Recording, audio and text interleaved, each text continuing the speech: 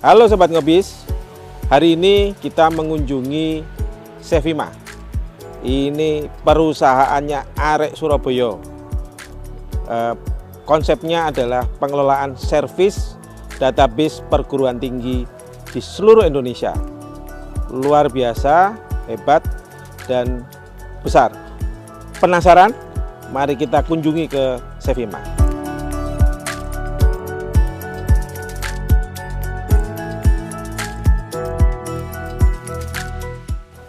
Selamat datang Cak Ardi, apa kabar? Matur suwun sangat. Terima kasih, satu kehormatan bisa berkunjung ke Sevima. Sama-sama. Selamat datang di kantor Sevima. Ya, ini beliau ini adik kelas saya, tapi bisnisnya luar biasa. Bisa dijadikan panutan. Nah, banyak orang yang nggak tahu tentang Sevima. Apa sih itu Sevima?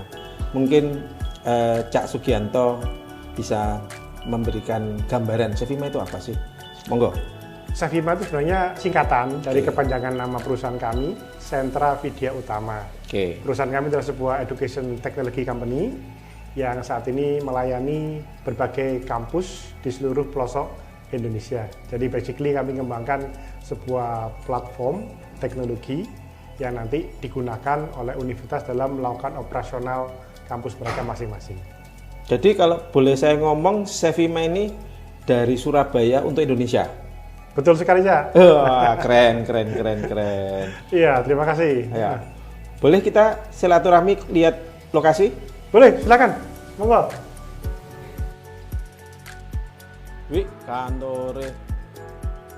Ini markasnya Marvel. Bukan, Cak. Ini kantor Sevima HQ. Oh, oke. Wah, ini kantornya keren sekali ini. Seolah-olah saya berada di markasnya Marvel ini. Ini memang cocok buat Gen Z ya? Betul, karena memang 60% dari karyawan Sevima adalah Gen Z. Kita mencoba menciptakan lingkungan kerja yang mungkin membuat mereka merasa nyaman gitu, Cak, di kantor. Iya. Coba ini lihat, ada gambarnya Spiderman, ada coba ini, ada gambarnya markasnya Marvel. Jadi ini seolah-olah saya berada di kantornya Iron Man. Ya. Nah, kenapa kok buat konsep kantor seperti ini? Ya, jadi memang karena kita industri kreatif dan sebagian besar waktu bekerja kita ada di kantor, jadi kita ingin agar karyawan kita semua itu merasa nyaman dan merasa punya semangat. Makanya nama tim-tim di Sevima itu nama superhero semua. Kalau nggak Marvel ya DC. Seperti yang Cak Ardi lihat ada Spiderman, ada Hulk, ya, ada Iron Man, itu semua adalah nama-nama tim kita. Makanya jadi ada tim Hulk, tim Spiderman, tim Superman, ada juga. Waduh, luar lengkap biasa. Ini semuanya. Wonder Woman juga ada? Belum ada sih. Belum ada. Oke. Ini berarti karyawan ini kerja boleh kemana-mana, yang penting ada di kantor ya? Ya, jadi kita bekerjanya konsepnya fleksibel, jadi tidak ada kayak ini satu meja untuk satu karyawan tertentu, tidak. Jadi mereka bebas, mau kerja di dalam ruangan boleh, mau kerja di luar ruangan, di selasar atau mungkin di rooftop kami, itu kita bebaskan. Gitu. Terus fasilitas ngopi, fasilitas makan mie goreng, itu pasti ada? Iya, namanya juga tech company ya, pasti itu harus necessity semua. Oke. Mungkin kita bisa lihat ruangan-ruangan yang lain. Boleh, Cak. Silakan. Kita lihat satu persatu ya beberapa ruangan yang ada di Sevima. Ini layar apa ini, Cak Halim? Ini adalah dashboard pengguna layanan Sevima, Cak Ardi. Jadi dengan ini kita bisa memantau secara real time berapa sih pengguna dari layanan Sevima platform sekarang. Seperti yang kita lihat di sini, kondisinya masih normal, semuanya masih hijau, artinya masih layanan kita masih aktif. Dan di sini kita bisa lihat saat ini itu ada sekitar 762.000 mahasiswa yang sedang menggunakan platform kami, dan ada 250.000 dosen. Ya, dan juga ya seperti tech kampus pada umumnya kita juga mengalami banyak serangan ya, berbagai macam serangan dari pihak-pihak yang mungkin ingin melakukan serangan kepada kami. Kita bisa mendeteksi dan melakukan blok ya terhadap beberapa serangan tadi. Itu juga kita bisa lihat, dan sejauh ini sistemnya masih normal. Gitu. Ya. Jadi hal yang menarik adalah Sevima punya data real online ya. Yes. Ya, kira-kira jumlah mahasiswa yang dilayani seluruh Indonesia berapa, jumlah dosen yang dilayani seluruh Indonesia berapa, jumlah perguruan tinggi yang dilayani juga berapa, ya. Dan ini menarik. Ini bagian dari upaya data digitalisasi perguruan tinggi di Indonesia. Betul ya? Karena kita juga wajib melindungi data-data pribadi, baik itu mahasiswa dan dosen yang memang menggunakan layanan kami. Jadi kita harus melakukan informasi ini dengan kerahasiaan dan juga dengan tingkat keamanan yang memang diperuntukkan untuk perusahaan sekelas Sevima. Sobat Ngobis, setelah kita berkeliling ke kantornya Cak Sugianto Halim, nah ini sekarang kita ada di ruangan podcast. Ini bukan ruangannya podcastnya Ngopi Bareng, tapi ini di kantornya beliau. Jadi kelihatannya beliau ini juga hobi podcast, nah, tapi podcast untuk kepentingan perusahaan. Matur suwun, Cak Sugianto. Sama-sama. Ya, satu kehormatan bisa berbicara, bisa berdiskusi, bisa sharing ya. Jadi kalau kita boleh ulangi lagi, Ngopi Bisnis ini kita ingin memberikan semacam edukasi ke Gen Z. Memang marketnya kita Gen Z. Nah ini kebetulan inline dengan karyawannya Cak Sugianto yang 60% Gen Z. Betul. Ya, jadi kita itu pengen Gen Z yang berwirausaha itu harus melewati satu proses. Tidak boleh instan. Nah, di Ngopi Bisnis itu kita pengen menggali bahwa pengusaha itu pasti akan ada prosesnya. Pasti akan ada jatuh bangunnya. Dan pasti akan ada lika-likunya. Setuju sekali, Cak. Nah, ini kita pengen membersihkan. Karena selama ini kita lihat Gen Z ini kan melihatnya jadi pengusaha itu di titik akhirnya. Tapi titik awal sampai menuju titik sekarang ini kadang kurang dilihat. Nah, kita mulai ya, Cak Sugianto. Silakan. Saya panggilnya Cak Sugianto atau Cak Halim? Cak Halim aja. Cak Halim, oke, Cak Halim. Cak Halim. Setahu saya Cak Halim ini latar belakangnya dari TS. Mungkin bisa dijelaskan kira-kira latar belakangnya Cak Halim, kuliah dan seterusnya. Monggo. Iya, terima kasih Cak Ardi. Jadi saya memang terlahir dari keluarga yang menengah ke bawah ya. Jadi sebenarnya waktu lulus SMA tidak ada rencana sama sekali untuk kuliah, Cak. Nah, kebetulan saya ikut ujian namanya UMPTN. Dan delalah lulus. Gitu kan.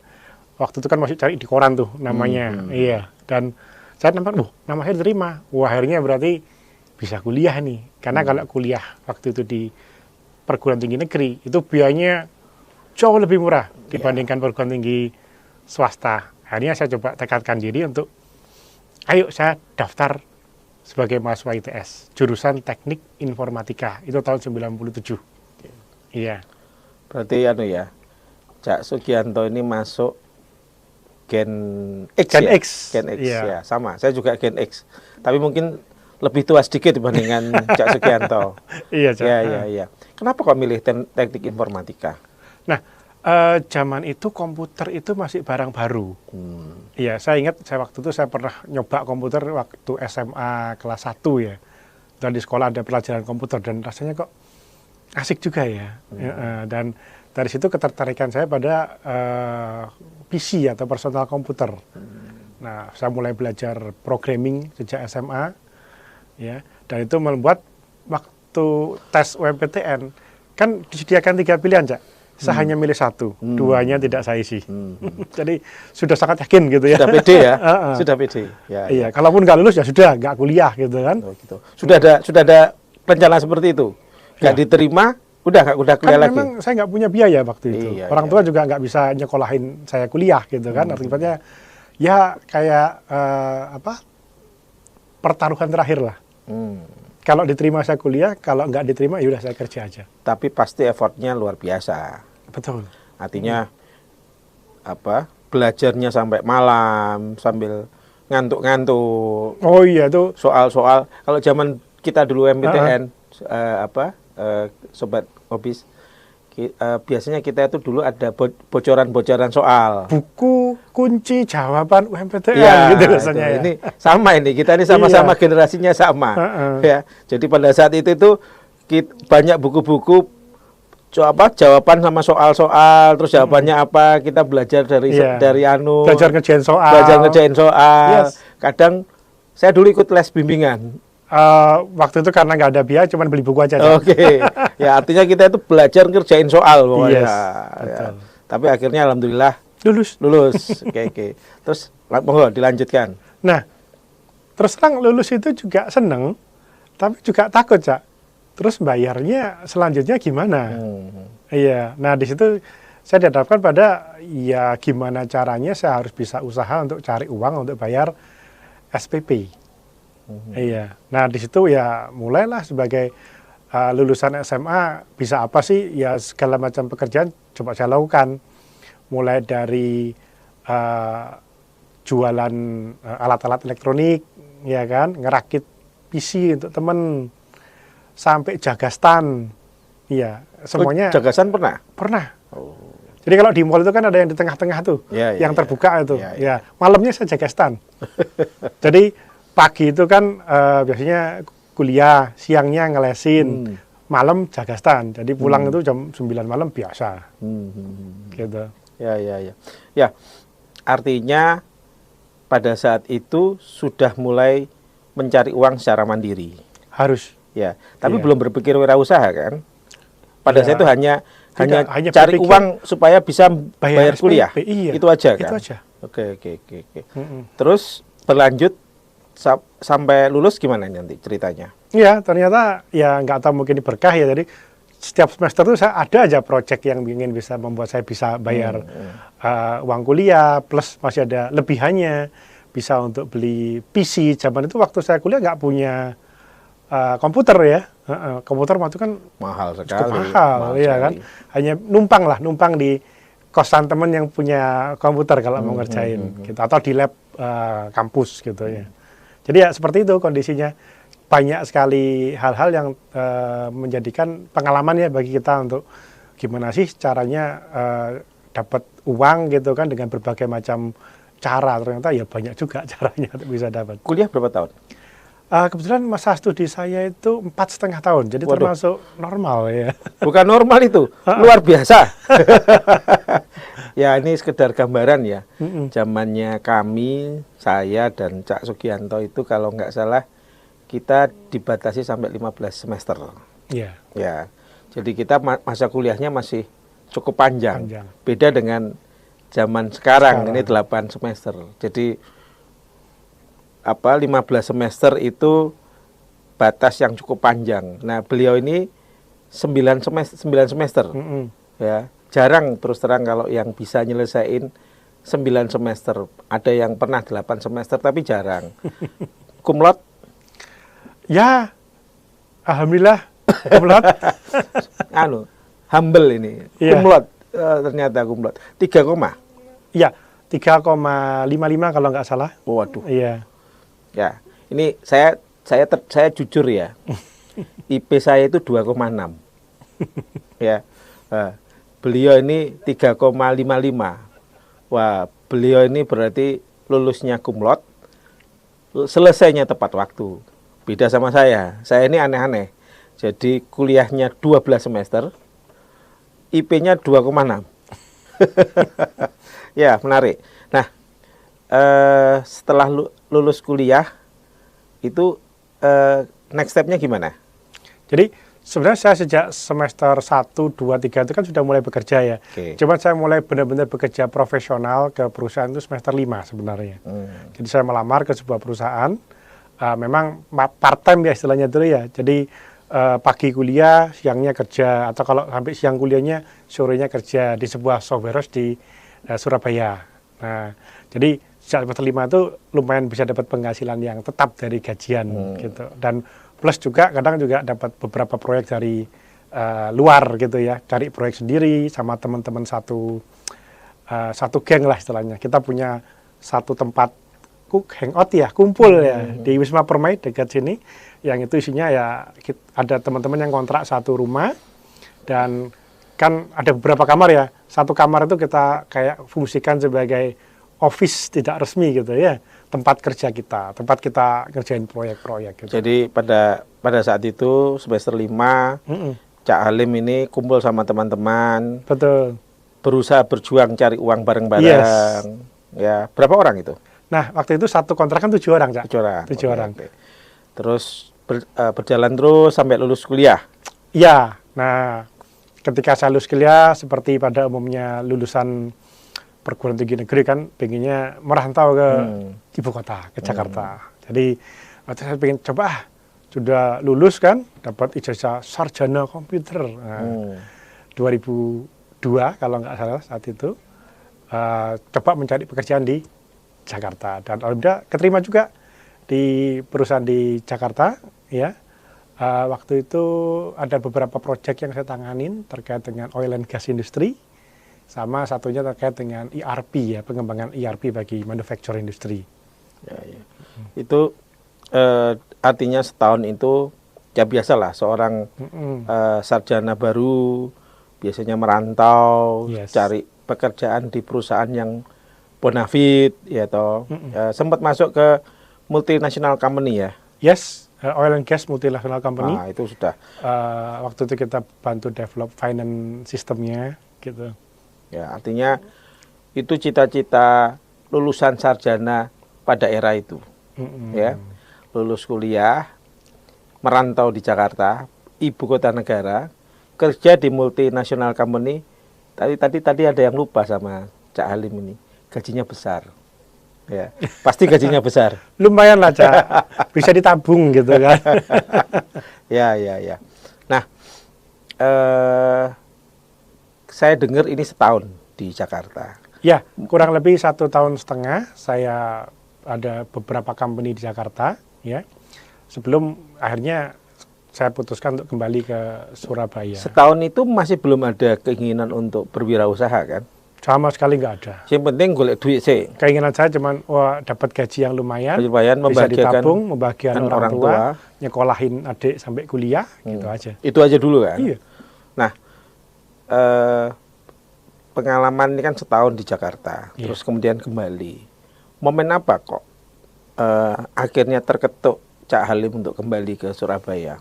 Iya, bisa dibilang kehidupan Jakarta kan memang agak berbeda ya dengan zaman kita kuliah di Surabaya dulu. Jadi ya adaptasinya lumayan. Jadi saya ingat betul waktu itu kayak berangkat dari apartemen, itu jam 6 pagi, Cak. Saya harus berangkat kalau nggak ketinggalan bis.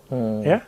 Kemudian habis dari bis itu ada beberapa angkot lain yang harus diikutin. Pokoknya perjalanan kurang lebih 1 jam lah sampai ke kantor. Dan itu pun ketika pulang malam hari ya jam 8 malam itu barusan buka pintu apartemen lagi. Itu kondisi belum makan, belum mandi. Jadi aku banyak makan mandi jam 10 lah. Satu ya tidur, besok ulang lagi. Jadi repetitif ini yang membuat mungkin apa ya kalau dibilang orang-orang stres ibu kota ya. Karena kan ya tekanan kerjanya lumayan berat. Bahkan itu belum kalau lembur ya, kalau lembur sudah beda lagi gitu pulangnya. Gitu. Dan apalagi saya adalah anak laki-laki tertua di keluarga dan saudara saya hanya 1 di Surabaya dan masih istilahnya masih kecil juga ya. Jadi agak merasa wah ini jauh dari keluarga nih. Kalau ada apa-apa dengan keluarga saya nggak bisa kembali dengan cepat gitu kan. Jadi sampai di suatu saat itu saya pernah bekerja di perusahaan Jakarta untuk menghemat uang sewa ya. Saya mau nginep di gudangnya. Oh pernah gitu? Pernah. Berapa hari, berapa bulan? 3 bulan. Jadi ada gudang yang dia ini saya pakai kertas kardus ya. Kertas kardus dilemekin kayak selimut tebal, udah deh tidur di sana. Demi menghemat uang sewa daripada saya harus sewa. Itu pada saat itu kan Cak Halim kerja di perusahaan multinational company. Yes. Artinya kan gaji sebenarnya lumayan. Afford lah untuk untuk sewa kos-kosan pakai AC ya. Maybe, iya. AC. Nah, itu kenapa kok berpikir harus sejauh itu terus waktu itu kos kalau nggak salah di Jakarta situ ya, itu sekitar 1 jutaan. Dan saya berpikir kalau 1 juta bisa saya kirim balik ke rumah, bisa untuk biaya kuliah adik saya. Jadi daripada dibakar untuk dapat kos-kosan yang nyaman, ya mendingan balik ke rumah aja gitu. Ya, artinya lanjut ke ceritanya Cak Halim, balik di Surabaya. Ya, pertama kalau saya boleh simpulkan, pertama karena culture di Jakarta itu rutinitasnya membuat Cak Halim jenuh. Iya, kayak merasa setiap hari harus perform dengan bagus gitu. Terus yang kedua, keluarga ada di Surabaya. Ya, jadi sebagai anak pertama dan orang tua juga single parent juga. Terus masih ada adik, mau nggak mau harus dalam tanda petik bahasa Jawanya ngopeni keluarga. Support keluarga. Gitu. Nah, artinya akhirnya kembali ke Surabaya. Ya. Pada saat kembali ke Surabaya, masih berpikir nggak, sudah terbesit nggak untuk berwirausaha? Belum. Ya. Belum. Saya kontak lagi ke teman-teman yang dulu satu kontrakan. Yang Wisma Permai itu. Yang Wisma Permai. Ayo dong, kita mau bikin apa lagi gitu kan? Saya udah dapat pengalaman dari Jakarta 1,5 tahun lah, ya. Oh, oke, kita bagaimana kalau kita bikin berbagai pelatihan atau bikin aplikasi, ya kan? Namanya juga masih idealis ya, lulusan baru setahun pengalaman, ya akhirnya kita sama-sama untuk mencoba beberapa peruntungan proyek, Pak, di situ. Ya. Nah, artinya pada saat itu sudah berkumpul dengan teman-teman, belum berpikir wirausaha, tapi sebenarnya golek duit sih. Betul. Bertuju ya? Bertuju. Orangnya sama seperti pada saat mahasiswa? Masih sama, cuman ada beberapa yang sudah lulus, ada yang belum. Kan saya lulusnya agak cepat. Kecepatan gitu. Kecepatan, bukan agak cepat, kecepatan. Iya. Nah, pendirian PT itu tahun berapa, Sevima itu? Nah, jadi pada waktu itu setelah saya kembali ke Surabaya, kita kan coba aktif nawarin ke beberapa perusahaan, ya. Dan ada perusahaan yang juga mensyaratkan, kalau kamu ingin memasukkan proposal harus ada badan hukumnya, Mas. Nggak bisa perorangan, gitu kan. Nah, terus banyak, Mas, yang minta persyaratan akte, siup, dan lain-lain. Ya sudahlah, kalau memang banyak ini kita buat aja deh daripada kita terus pinjem bendera, gitu kan.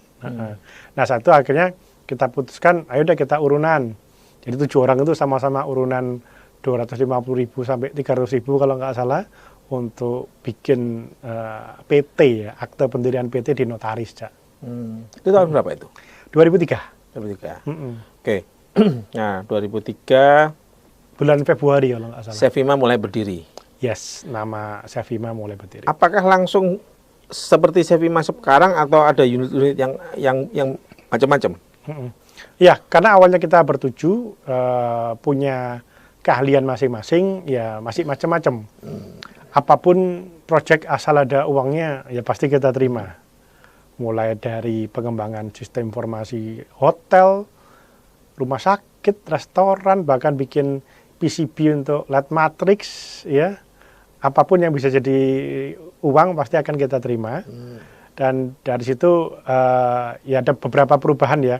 Karena setahun setelah 2003 itu beberapa sudah mulai lulus, Cak. Ya, artinya Sobat Ngebis ini kebiasaan pengusaha di tahap awal, di entry level. Sesama teman seangkatan, bareng-bareng dirikan perusahaan bareng, variasi produk, variasi bisnisnya banyak, ya. Setahap demi tahap biasanya itu merotol satu persatu. Nah, kalau perjalanannya Sevima itu gimana? Berapa unit, berapa tim inti, terus gimana sih ceritanya akhirnya fokus sampai tinggal satu, leadernya tinggal satu, terus bisnisnya itu. Nah, gimana? Iya, perjalanan cukup panjang sebenarnya, tapi coba saya ceritakan ya. Jadi awal-awal kita bentuk Sevima, setahun kemudian kan banyak yang lulus. Ya, dorongan orang tua, ada yang coba jadi PNS dan jadi dosen, ada yang coba dapat pekerjaan di Jepang, gitu kan. Ada yang di beberapa perusahaan BUMN di Indonesia. Jadi, practically setelah 1 tahun sejak kita bentuk Sevima, tinggal ada 3 founder yang tersisa, gitu.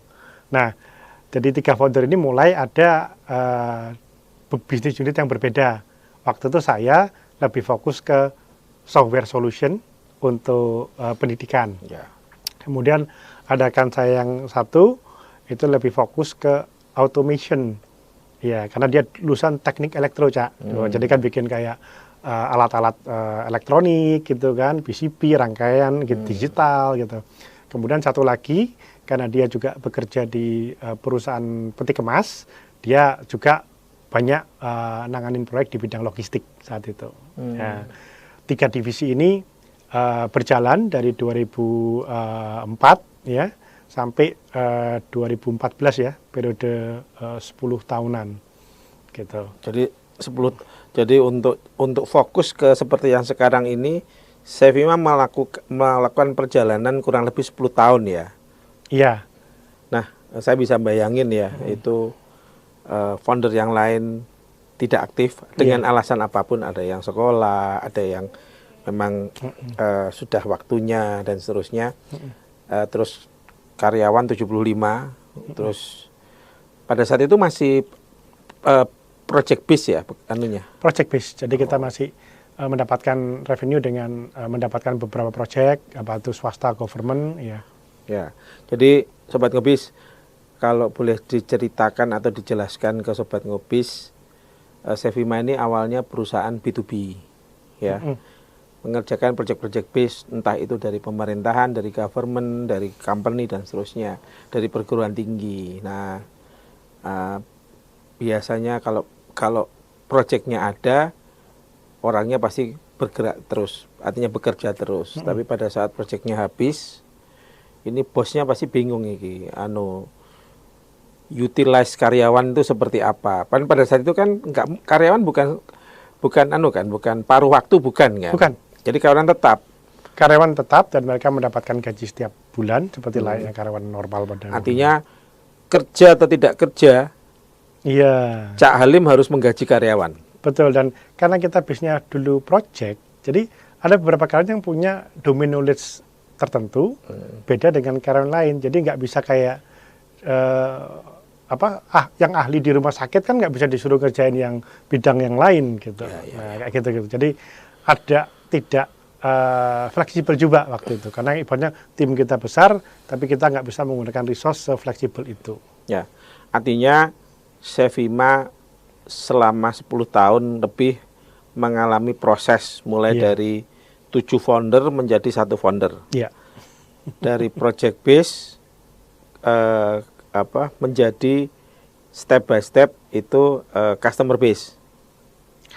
Lebih tepatnya itu kan masa-masa kita tadi ya bilang masa-masa yang tersulit di Sevima ya, dimana kita gimana caranya harus bisa melayani personel kita 75 orang sambil memastikan revenue tetap ada. Iya, dan itu yang membuat saya mungkin merasa agak tertekan ya, karena sudah nggak ada lagi partner untuk diajak sharing gitu kan. Dan ya istilahnya waktu itu sempat di persimpangan ya, apakah mau melanjutkan Sevima atau sudah deh kayaknya coba hal yang berbeda gitu. Ya. Jadi itu dalam bahasa kita itu cobaan pertama yang berat. Ya, jadi Sobat Ngobis, setiap perusahaan, setiap wirausaha pasti akan mengalami naik turunnya. Pasti akan menghadapi tantangannya, pasti akan menghadapi gelombang-gelombangnya. Nah, ini Cak Halim pasti sudah mengalami beberapa kali gelombang. Ini gelombang pertama yang seperti diceritakan tadi ya, 2014 ya. Nah, lanjut 2014 dari project base ke konsep yang sekarang ini. Nah, dari shifting seperti itu, kira-kira mencari ekosistem yang sudah seperti ini itu butuh berapa tahun? Sekitar 3 tahun ya, dari 2014 ya. Karena waktu itu karena saya cukup tertekan, akhirnya saya putuskan saya kuliah lagi deh. Jadi waktu itu saya putuskan coba kuliah lagi, ambil S2 di ITS juga, di MMT ITS ya. untuk bisa mendapatkan kayak inspirasi lah. Dan gak hanya kuliah, waktu itu saya aktif banget, apapun ada workshop ya, yang kira-kira bisa membantu saya untuk cari ide, kita akan saya ikutin. Aktif banget waktu itu. Jadi pada saat itu Cak Halim ini ngalami cobaan berat. Ya, terus karena yang cobaan berat dalam tanda pasti stres ya. Stres. Stresnya itu dikompensasikan dengan sekolah. Betul ya? Betul. Ya. Jadi kalau kita stres, biasanya kalau anak-anak Gen Z ini kalau stres, biasanya larinya ke ngopi, ya toh? Ngopi, terus nonton bareng, ya, terus ya happy lah. Ini Cak Halim ini unik, ya. Stres kok malah sekolah, ya. Wah, luar biasa ini, ya. Tapi di situ ada berkahnya kan? Betul. Artinya yang dulu hanya terfokus pada teknologi kompetensi, sekarang kan akhirnya tahu banyak aspek. Banyak aspek. Ya. Aspek-aspek yang mungkin kita sebagai orang teknis ya, itu belum terpikir gitu. Kayak contoh, kita jago kalau bikin aplikasi. Saya dulu programmer gitu kan. Tapi kita lupa bahwa bisnis itu ada marketing, ada produk strategi, ya ada manajemen SDM yang mungkin waktu itu nggak kita pikirkan secara matang. Ya, dengan kuliah, ikut beberapa workshop itu memberikan wawasan kepada saya waktu itu, kayaknya bisa dicoba lagi nih dengan cara yang berbeda. Nah, muncul tuh beberapa ide-ide untuk kita mulai coba deh melakukan perubahan di Cevima. Jadi dari belajar di S2 ya, belajar MMT ya. MMT. Insight-nya banyak ya, belajar berbagai aspek, akhirnya itu memberikan insight baru, konsep baru terhadap Cevima. Ya, boleh dikatakan Cevima ini adalah laboratoriumnya Cak Halim pada saat belajar di MMT. Iya, kalau dikasih tugas gitu kan, ya udah studi kasusnya perusahaan sendiri. Kalau sudah jadi hasil tugas selesai, diterapkan. Si Cak, tadi kan S1 IP-nya 3,5. MMT IP-nya piro? Waduh, terus terang saya nggak ingat, tapi nggak sampai 4 kok. Artinya paling ya 3,7 lah. Oh, ya, berarti naik lagi ya? Iya, teman kan S2 biasanya lebih mudah itu. Ya IP-nya ini IP kelas-kelas tinggi. Luar biasa. Oke, pada saat lulus MMT, ya, artinya kan sudah ada insight baru, sudah ada konsep baru. Nah, itu pasti akan diterapkan di Cevima. Ya. Nah, sekarang ini kan Cevima boleh dikatakan pemain cukup kuat untuk niche market pendidikan tinggi. Ya. Kan dari tagline-nya apa? Kalau kita ngomong Revolutionize Education. Ya. Dari Surabaya untuk Indonesia. Ya. Nah, titik baliknya itu gimana dan kapan? Nah, 2016 saya lulus S2, kemudian saya mulai menerapkan beberapa ide yang saya dapat dari kuliah dan ikut beberapa workshop tadi, dan salah satunya adalah kita mencoba bisnis model yang baru. Dari yang dulunya project based atau on premise, kita mencoba subscription based, atau kalau istilahnya adalah software as a service, SaaS model. Relatif itu masih sangat baru di Indonesia. Bahkan di luar negeri, di US, baru populer. Otomatis di Indonesia masih agak sangat jarang ya. Awal-awal kita coba menawarkan, customer bingung. Loh, saya membayar, terus saya nggak dapat aplikasi. Enggak, Pak. Bapak hanya dapat akses kepada aplikasi. Nah, terus data saya di mana? Di tempat kami, Pak. Loh, kok bisa? Nah, gitu. Itu pertanyaan-pertanyaan yang umum ya, ditanyakan oleh user, karena pada zaman itu software yang SaaS ini hanya sedikit. Kalau nggak salah zaman itu Netflix belum ada, yang ada mungkin Spotify ya, yang layanan streaming musik tapi bayarnya setiap bulan. Jadi ini kan kayak Netflix tapi untuk edukasi. Yes. Ya, langganan gitu. lah. Langganan. Ada kelas A, kelas B, kelas C. Ya. itu titik baliknya itu kan niche market itu biasanya butuh edukasi. Iya. Ya, dan sebagai pemain pertama untuk market itu edukasinya kan pasti luar biasa. Butuh proses ya. Berapa tahun? Nah, kita mulai dari customer nomor 1 ya sampai customer let's say 100 atau 200 customer pertama itu butuh waktu 3 sampai 4 tahun. Ya, paham. 3 sampai 4 tahun. Jadi mulai dari yang apa itu SaaS sampai ya saya mau berlangganan. Biasanya kuncinya adalah edukasinya jalan. Cari customer di awal ngedok pintunya itu Betul. repot Sekali. ya. Cari 10 customer itu effortnya pasti luar biasa. Iya. Tapi begitu sudah masuk ke 100 customer, wah udah karek copy paste karena pasti akan terdengar anunya. Iya. Jadi satisfying dari customer tadi menjadikan word of mouth tadi sebagai tim marketing kita lah, Cak. Jadi yang meyakinkan customer baru bukan kita, tapi customer kita yang sudah puas pakai layanan kita gitu. Jadi sekarang berapa jumlahnya customernya?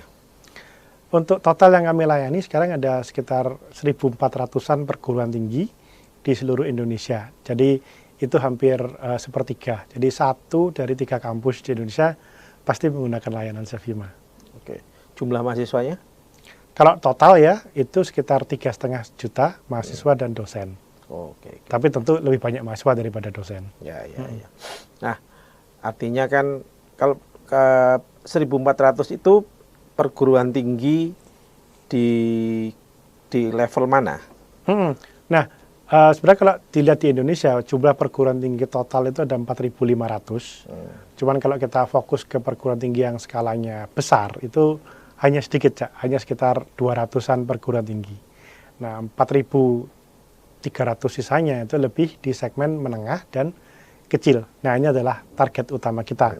Karena kalau kampus yang sudah besar, biasanya mereka sudah punya cukup resources, cukup infrastruktur dan SDM untuk mengoperasikan sistem sendiri. Tapi untuk kampus yang menengah dan kecil, mereka yang sebenarnya lebih butuh bantuan sebuah sistem yang bagus ya dan terjangkau. Ya, gitu. ya. Jadi segmentasi marketnya adalah perguruan tinggi skala medium Dan kecil. ya. Ya. Ini unik ya. Artinya ada idealisme dari Sevima untuk membantu pendidikan di level perguruan tinggi kelas menengah dan kecil. Yes. Ya. Artinya itu menarik. Oke, lanjut ke next step. Ini kan kalau dilihat karyawannya kurang lebih ratusan lah ya. Betul, sampai ratusan. Dan tadi kita keliling ke kantornya Sevima ini, saya nggak bisa bedain mana mahasiswa, mana yang lulus kuliah. Nom-nom KB. Artinya ini generasi Z ya. Iya. Nah, pengolahan generasi Z ini setahu saya nggak mudah. Betul. Ya. Dan menurut saya kita harus menyesuaikan. Bukan Gen Z yang menyesuaikan dengan culture corporate-nya kita, tapi kita yang menyesuaikan dengan Gen Z. Nah, pendapatnya Cak Halim gimana? Iya, jadi di Sevima Gen Z mendominasi, ada sekitar 60% Gen Z, dan ada sekitar 30% milenial, dan 10% Gen X. Oh, Gen Z termasuk Cak Halim ya? Betul, termasuk saya. Kebanyakan manajemen atau direksi adalah Gen X, manajer-manajer middle adalah Gen milenial, ya. Dan itu menciptakan sebuah kondisi yang diverse, Cak. Artinya, betul seperti tadi kata Cak Ardi, ya kita yang harus beradaptasi terhadap generasi yang ada sekarang, termasuk Gen Z. Iya, bahwa mereka ini adalah sangat kreatif kalau diberikan lingkungan yang memang cocok bagi mereka untuk bisa mengemukakan ide dengan bebas, melakukan inovasi-inovasi dengan teknologi yang terbaru, mereka akan sangat cepat sekali untuk beradaptasi. Nah, memang treatmentnya yang harus kita sesuaikan untuk mereka. Mereka ini adalah yang mendemand adanya jenjang karir yang jelas, terukur. Jadi mereka fokusnya ke growth. Iya, kalau kita sebagai perusahaan bisa memberikan lingkungan di mana mereka bisa growth dengan jelas dan juga bisa mengembangkan diri mereka, ya mereka pasti akan cukup betah di sana. Gitu. Jadi cara pandangnya Cak Halim ini, SDM itu dipandang sebagai bukan dipandang sebagai karyawan, tapi dipandang sebagai talent. Yes.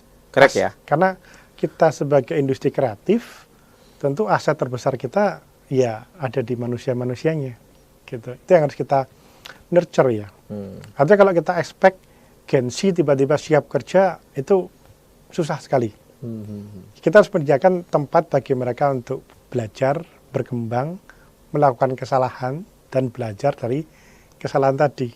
Nah itu kadang-kadang mungkin kalau zaman kita ya, capek urusin kalau urusin kayak gitu kan. Kalau zaman kita, kalau ada personel melakukan kesalahan, ya udah kita kasih tahu kesalahannya, tolong jangan diulang lagi. Besok kita nggak terima kalau itu terjadi lagi. Kalau Gen Z nggak bisa. Kita harus cari timing yang pas, Pak.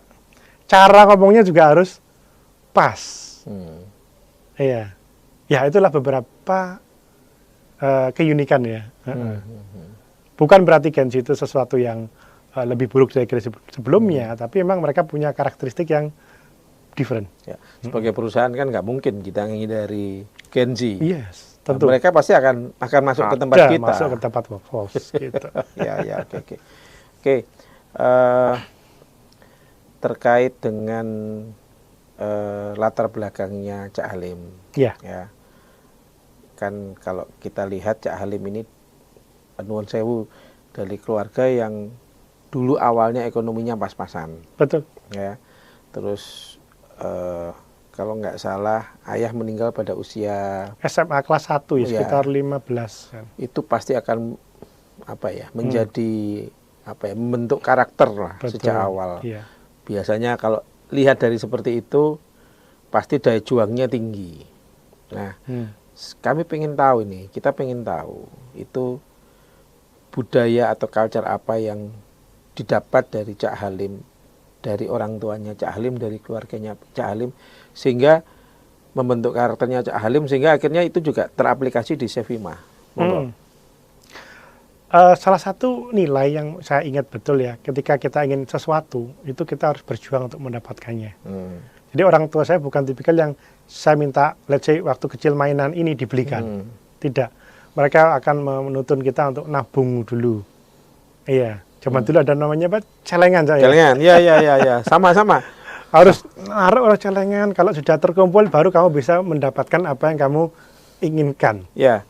Nah itu melatih kita untuk bersabar dan untuk mau melalui prosesnya.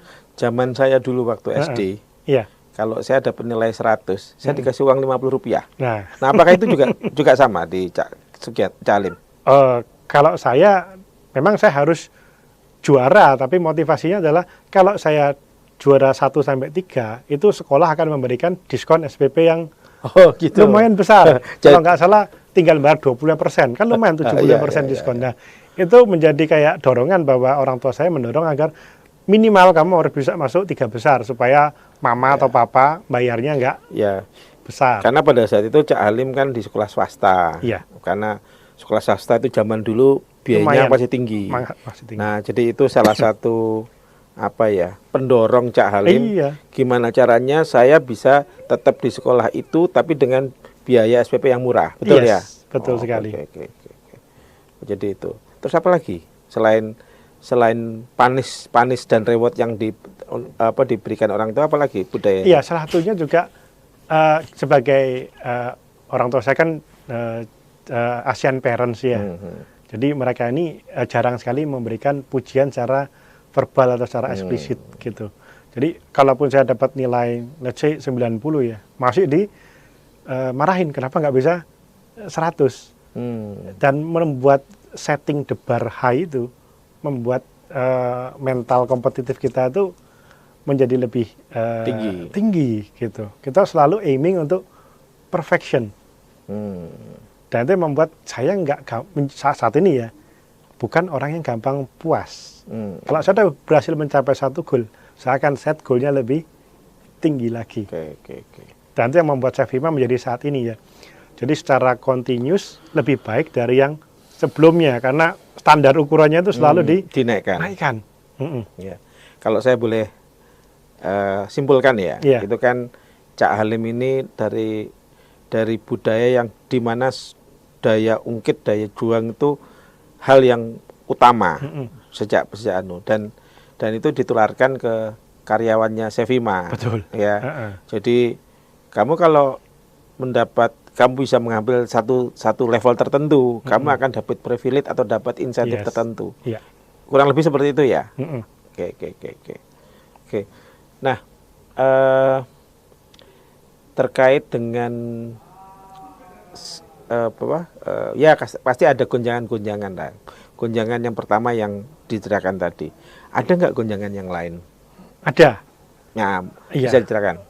Dalam perjalanan kita merubah bisnis model tadi, dari yang awalnya project based menjadi on premise itu kan tidak garis lurus ya, Cak, ya. Itu pasti banyak masalah. Salah satunya adalah cash flow perusahaan. Di satu sisi pendapatan kita dari yang subscription belum mencukupi. Di satu sisi juga kita harus menahan dapat proyek baru. Dan itu terjadi juga kita kehabisan cash. Ya, kalau nggak salah sempat 2 kali juga kehabisan cash, di mana tiba suatu saat Sevima tidak bisa membayar gaji karyawannya. Artinya ya namanya wirausaha itu kalau nggak melewati pasang surut, nggak beli goyang ganjing, secara mentality, secara konsep bisnis itu pasti akan ya itulah wajar lah dunia bisnis itu. Nah, ini menjelang diskusi terakhir ya, saya pengen tahu apa sih arti jejaring buat Cak Halim ini? Iya. Karena kan bisnis itu pasti salah satu kuncinya adalah membangun jejaring. Nah, betul. Itu apa penjelasannya Cak Halim? Iya. Kebetulan waktu saya awal lulus kuliah, sama sekali saya nggak punya jejaring yang selain teman-teman saya yang di kuliah ya. Jadi apalagi saya juga bukan tipikal yang ekstrovert atau yang istilahnya kalau di kuliah itu anak BEM gitulah ya. Anak aktivis. Anak aktivis gitu. Saya termasuk yang anak yang belajar terus gitu aja kan. Nah, terus itu kesulitan, Cak. Ketika kita mulai harus memarketingkan jualan produk kita, iya. Dan again, lagi-lagi juga berkat kekuatan dari alumni ITS ya, jejaringnya alumni ITS, saya mulai dapat kepercayaan tuh untuk bisa dapat project pertama, ya kan? Dari yaitu kekuatan dari network alumni. Iya, mulai dipercaya dan setelah kita bisa buktikan dan mereka puas, mereka akan menyampaikan ke pihak lain, teman mereka, dan dari situ kita mulai bisa muncul Sevima. Mulai berkembang Sevima. Jadi berkat networking yang memang dari kampus ada itu luar biasa. Ya, artinya jejaring itu menurut Cak Halim itu hal yang penting ya. Betul. Dalam membangun wirausaha. Sangat penting, iya. Ya, kalau boleh tahu mentornya siapa dulu Cak Halim?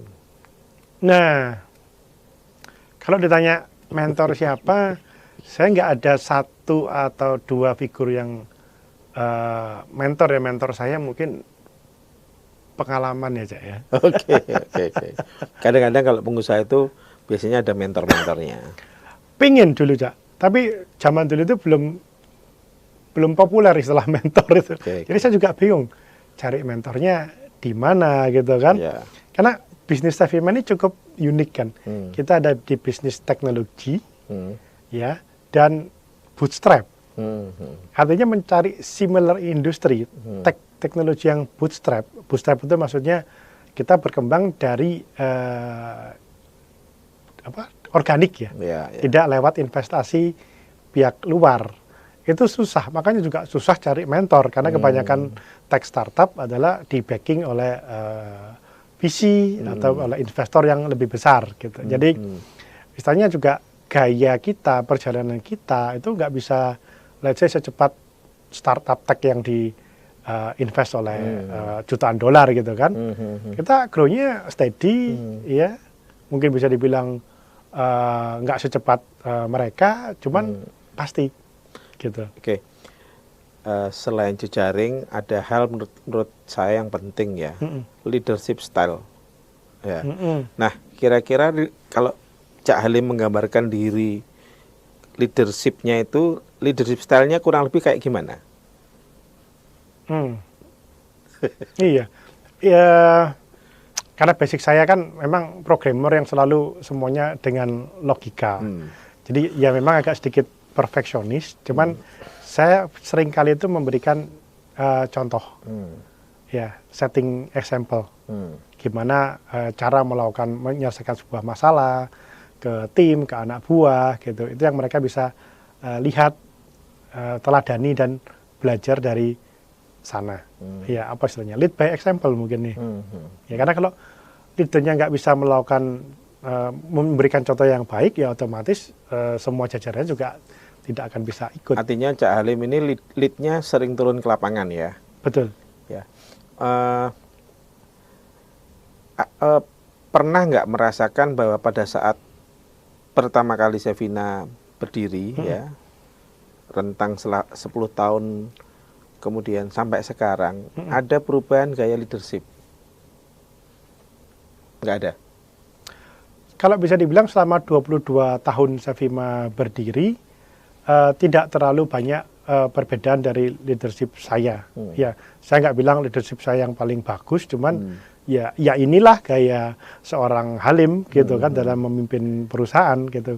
Saya selalu menghindari adanya sekat ya antar saya dengan let's say karyawan magang gitu. Saya nggak beda-bedain Anda karyawan magang, Anda karyawan sudah level manager atau level direksi, ya ngobrol-ngobrol aja.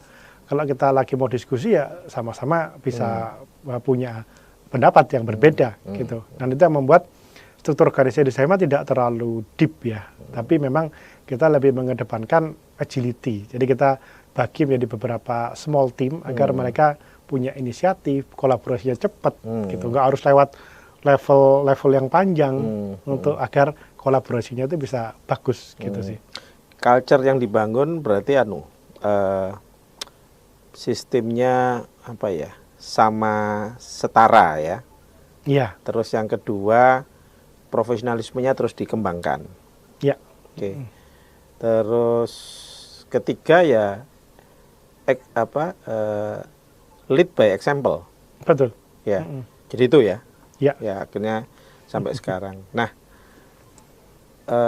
ini kita masuk ke etapa terakhir dari diskusi ini. Kira-kira pesan apa sih yang mau disampaikan ke Cak Halim ya kepada teman-teman yang ingin berwirausaha, teman-teman yang di level Gen Z ya, ya pengen jadi wirausaha dan tantangannya ke depan seperti apa? Monggo. Iya, jadi mungkin pesan saya, banyak sekali jalan untuk berwirausaha. Jadi tidak hanya ada satu atau dua, caranya bisa macam-macam. Dan kadang kalau kita ingin mencapai goal, itu kadang kita harus juga menjalani prosesnya. Artinya, loh Pak, kalau memang saya jadi wirausaha, apakah saya nggak boleh jadi karyawan dulu? Boleh-boleh aja. Bahkan itu menurut saya sesuatu yang bagus. Anda belajar bagaimana bekerja di sebuah sistem, Anda belajar bagaimana mengikuti arahan dari atasan, ya sehingga itu bisa bermanfaat ketika Anda membangun sebuah bisnis. Gitu. Jadi nggak harus wirausaha begitu lulus langsung harus punya usaha, nggak harus wirausaha itu harus punya modal, karena kan Sevima didirikan tanpa modal apapun, ya hanya modal keringat saja ya. Ya.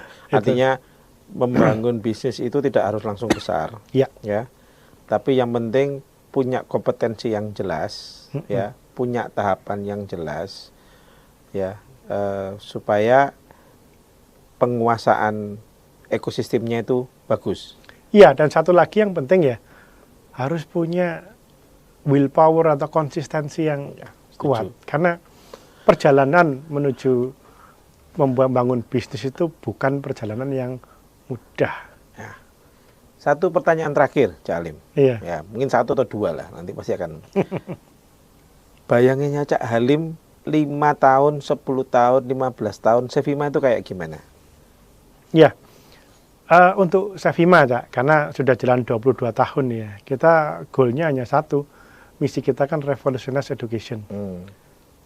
Pendidikan itu bisa mengubah nasib seseorang, seperti saya contohnya. Dan pendidikan juga bisa mengubah nasib sebuah bangsa. Ya. Itu adalah misi kita. Dan itu membuat kita bisa untuk punya keinginan ya, harapan kita bisa bertahan 22 tahun lagi. Jadi bukan 5 tahunan lagi. Kita nggak ada urgensi untuk tiba-tiba harus IPO atau harus diakuisisi oleh perusahaan yang lain. Karena sepanjang kita bisa memberikan impact yang bagus bagi Indonesia, ya kita akan tetap jalani. Apapun inovasi yang nanti akan ada dan tantangan dan masalah yang akan ada. Jadi tugas saya menyiapkan generasi pembangun Sevima selanjutnya. Yang nanti bisa melanjutkan legasinya Sevima puluhan tahun ke depan. Itu sih, Cak. Ya, harapannya 5 tahun, 10 tahun, 15 tahun, Sevima tetap ada. Betul. Dan terus berkembang. Yes. Oke. Ya, saya pikir cukup sekian Sobat Ngobis diskusi kita dengan Cak Halim. Ya, banyak insight-insight menarik dari beliau. Ya, beliau ini kalau kita lihat salah satu role model pengusaha yang punya basic keilmuan kemudian diterapkan dalam bisnisnya. Ya. Ya, dan menurut saya karena beliau ini paham mengenai konsep bisnisnya, karena sesuai dengan latar belakangnya, bisa melihat peluang untuk niche market. Nah, itu strong pointnya Cak Halim sih. Matur suwun sangat Cak Halim. Sama-sama, Cak Ardi. Sebelum kita tutup, mari kita, karena ini acaranya ngopi bareng, mari kita Siap. ngopi bareng. Boleh.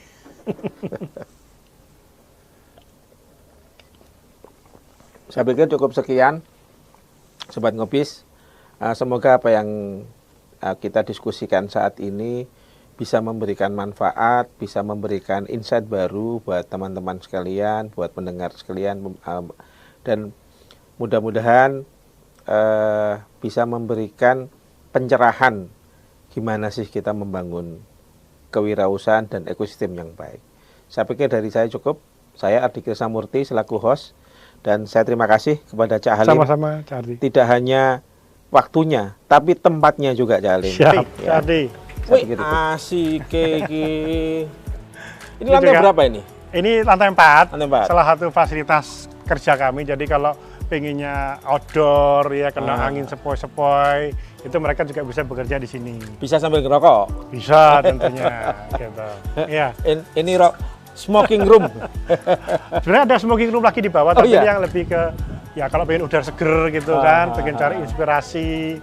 Nah, ini bisa dipakai di sini juga. Gitu. Ya. Ini teman-teman juga lagi ada yang dari tim customer, ya, dari tim programmer, ya, dan ya enak lah connectingnya, kolaborasinya Ya. bisa lebih mudah. Gitu. Jadi artinya kerja mau indoor bisa, mau outdoor bisa, Betul. mau di mana bisa. Iya, yang mau, penting outcome-nya yang jelas. penting KPI-nya jelas. Betul. Ya. Ini kerja sambil melihat pemandangan Surabaya ini. Iya. Wah, menarik sekali. Jarang ada kantor punya konsep seperti ini. Ya, menarik ini. Cuman anunya yang jualan gudeg, yang jualan bakso nggak ada ini. Tinggal teriak dari sini, Cak. Oh gitu. Ya, wis. Ya, Cak Sugianto. Ini menarik ini. Saya pikir ini saya masuk pertama kali ini ruangannya Superman ganti baju. Ini bisa dijelaskan ini apa ini? Ini adalah sumbut yang Oke. kami istilahkan. Jadi personel-personel yang mungkin ingin komunikasi dengan klien, pelatihan dengan klien, kan mereka butuh ruangan yang kedap gitu ya untuk Zoom dengan efektif. Kita buatkanlah. Ini sebenarnya belum ada hak ciptanya, ini kita coba bikin sendiri. Ya. Ini unik ini. Saya puluhan tahun kerja, saya puluhan customer, ratusan customer, saya nggak pernah nemui ruangan kayak gini. Jadi kalau di tempat biasa itu Zoom meeting paling di ruang meeting, kalau nggak di ruang internal, ya. Nah ini dibuatin kayak telepon, ruangan telepon zaman jadul. Kayak wartel kalau kayak dulu wartel, ya. ya. Dulu kita kan wartel Iya. ya. Generasi X ini kayak ruangan wartel, mungkin generasi Gen Z nggak ada. Jadi ini dipikir kalau kita usia 40-50 tahun loh, iki Sevima kok buka warung wartel. Nah, tapi ternyata ini ruang Zoom ya. Ruang Zoom. Oh. Kenapa? Karena customer kita ini seluruh Indonesia. Iya. Iya, dari Aceh sampai Merauke sampai Kalimantan. Jadi untuk bisa menjangkau mereka dengan waktu yang lebih cepat, tentu dengan video conference. Gitu. Nah, itu adalah salah satu bagaimana teknologi bisa mempercepat, mengakselerasi proses pembelajaran, proses adopsi dari customer kita yang sekarang sudah ada 1.400 ya seluruh Indonesia. Nah, kalau boleh tahu ini kawasan area apa ini? Nah, ini ruangan khusus bagi tim customer kami. Oke. Kita punya nama timnya Tim Fusion. Oh, Iya. oke. Jadi satu ruangan ini biasanya terdiri dari 6 sampai 10 personel. Oke. Dan mereka akan handling sekitar 200 sampai 300 kampus. Jadi itu adalah salah satu bentuk bagaimana kami bisa melayani customer kami dengan menyediakan personel yang memang dedicated untuk melayani mereka, segala kebutuhan mereka. Artinya konsepnya satu ruangan, satu tim, Ya, tim kecil, betul. kurang lebih 5-6 orang, Ya, antara 5 sampai 10 orang lah. 10 orang, coverage sekitar 200 perguruan tinggi. Yes, Jadi modelnya adalah bentuk tim-tim kecil. betul. Ya, Karena jauh lebih lincah, lebih cepat untuk bergeraknya. dan feeling saya pasti itu juga semacam kompetisi antar tim ya. Oh iya, ada leaderboardnya. Iya. Iya, ada sayembara kompetisi-kompetisi gitu. Iki ono delok iki. Ada yang dapat juara, ada Oh juara iya, 3, dapat 1 juta. Dan itu foto-foto mereka ketika ngunjungin klien-klien kita gitu. Jadi mereka juga bisa kerja sambil juga jalan-jalan juga. Ya. Melihat keindahan Indonesia gitu. Boleh nggak saya simpulkan, Cak Halim ini pengen membuat rumah kedua buat karyawan. Ya bisa dibilang seperti itu, karena kan mereka ini mostly ya Pak, belum menikah. Jadi masih jomblo itu kayaknya. Ya. Jadi mereka mungkin daripada di kos mereka sepi gitu ya, mereka bisa di kantor berkumpul dengan teman-teman yang mungkin sefrekuensi gitu ya, dan ya sama-sama kerja sampai juga have fun gitu. Ya menarik ini kayak buat Gen Z ini rumah kedua mereka mau apa? Yang di meja kerja, yang di meja ada foto-foto jalan-jalannya. Mau lesehan juga lesehan juga ada. Oh, gitu. Ya, menarik. Keren. Terima kasih ya.